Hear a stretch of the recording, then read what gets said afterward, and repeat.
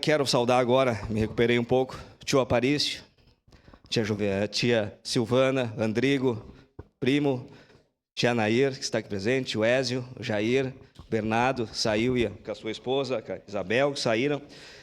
Grande parte da família não pôde estar aqui presente, estão lá no campo, mas essa saudação, essa homenagem, essa justa homenagem, quando os tios me passaram o sinal, nós temos que fazer. Eu sabia que eu ia chegar aqui e ia acontecer isso, mas é família. Quando é família, a gente realmente chora. Isso não tem problema nenhum, né?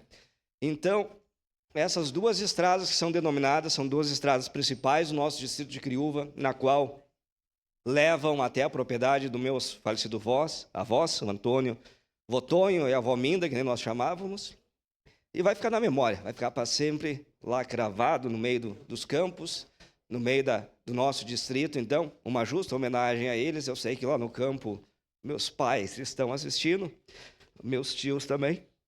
Então, forte abraço a todos e uma linda homenagem aos nossos avós.